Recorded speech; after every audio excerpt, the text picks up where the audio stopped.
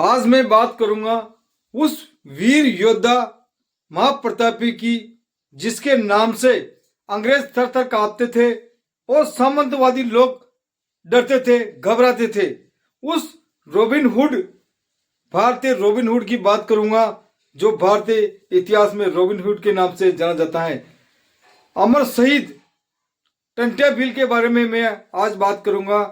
टंट्या भील मामा के बारे में, जो महान प्रतापी थे, तीर अंदाज थे, लाठी भाला और तीर कमान के मास्टर थे।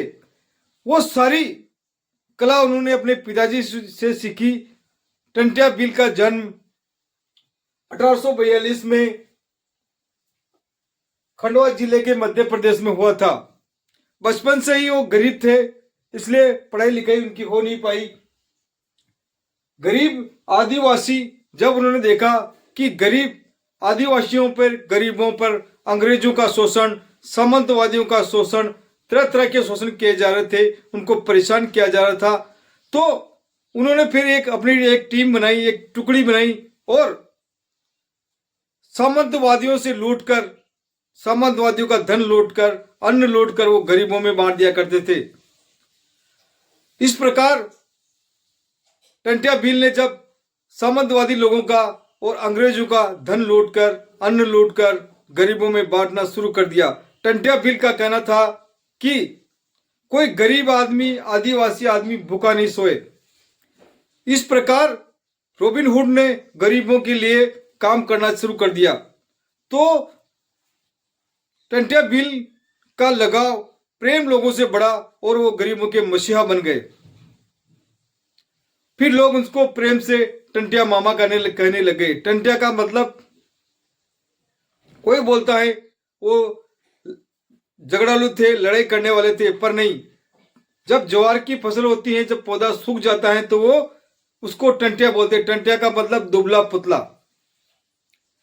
टंट्या भील के नाम से इंदौर में एक चौराहा बना हुआ है और रेल भी उनको सलामी देकर निकलती है।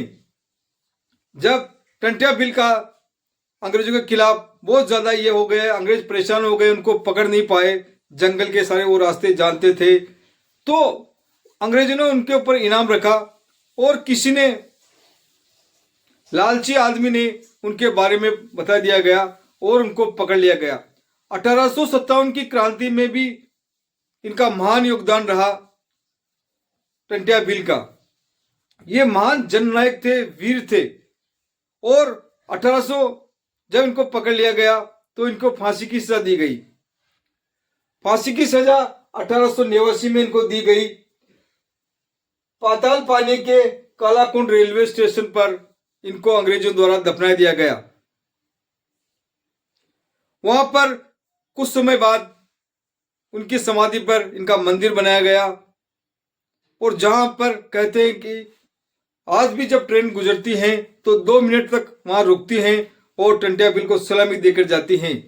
तो ऐसे महान प्रतापी वीर योद्धा के जीवन के बारे में जानना चाहिए और लोगों को इनसे सीखना चाहिए कि इस गरीब स्थिति में हजारों साल, सैकड़ों साल पहले कैसे इन्होंने अंग्रेजों से लोहा लिया। बिना साधन संपन्न के होते हुए भी अंग्रेजों के हौसले प्रस्त कर देते थे। ऐसे महान प्रतापी आदमी से सीखने की जरूरत है, टंट्या भील मामा से। मैं बड़ा सौभाग्यशाली हूं कि आज मुझे टंट्या भील मामा के बारे में ये बता रहा हूं। तो सारे पीढ़ी को उनको सीखने चाहिए।